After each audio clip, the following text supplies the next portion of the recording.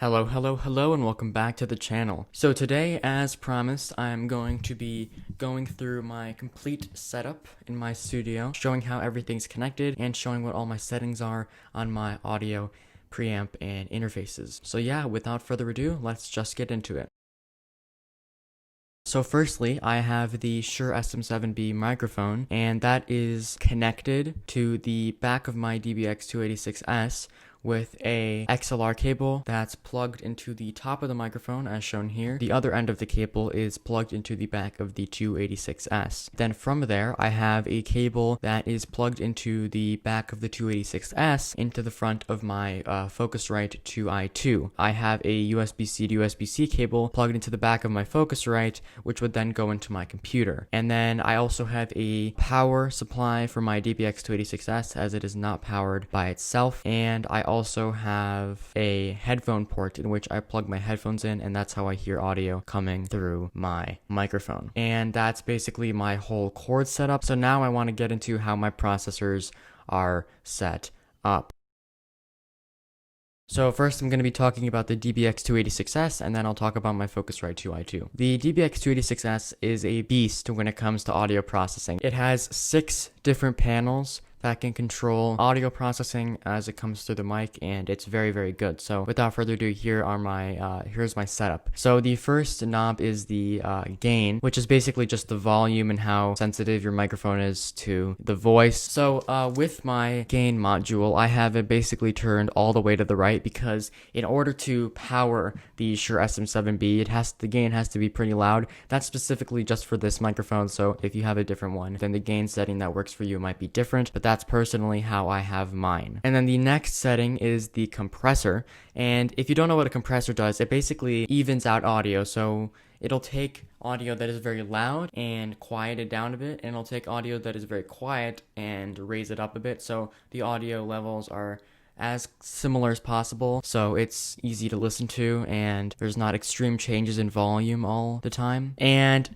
I actually don't really use the compressor on my DBX286S because I have a compressor that works very well in FL Studio, and to me the compressor on the DBX286S doesn't really work well. That's why I don't really use it. I have it turned up just a little bit, but it's almost unnoticeable. It's just a little bit of insurance there, but I usually just use the compressor on FL Studio, which is a very good one, by the way. The next setting is the de-esser, and if you don't know what a de-esser is, it's exactly what it sounds like. It takes vocalizations like s and shh, and it basically makes them not as intense, so it's a bit easier on your ears because sometimes those noises come out very audible compared to the rest of the vocals. And so basically there's 2 settings on this one: how often it occurs and with what intensity. And I have my de-esser set to a pretty high level, and that's because I want to make sure that those sh noises aren't really that incredibly loud, and I tested it and it sounds great. So that's what I have my de-esser settings set to. And then the next thing is the enhancer, and basically there are 2 settings to this as well. One of them makes your voice sound a bit more deep by adding a lot of bass to it, and I have this knob turned all the way up because I really like the way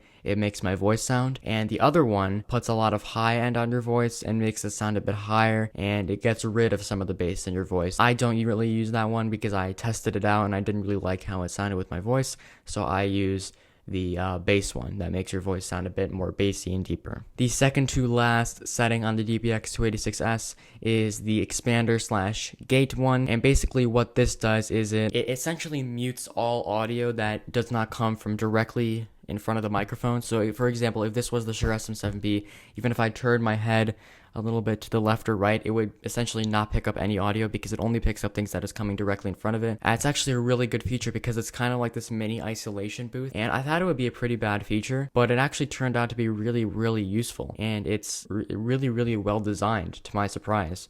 And so it makes it sound a lot better and a lot quieter, so it literally only picks up what is coming from directly in front of the microphone, which would be my voice.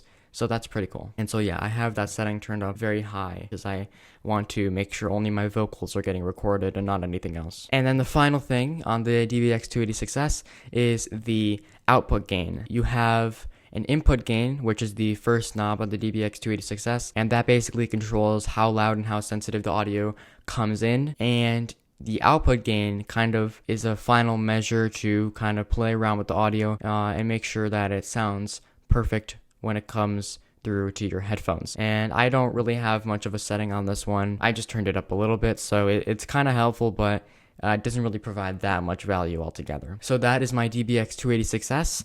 Now it's time to talk about the Focusrite 2i2.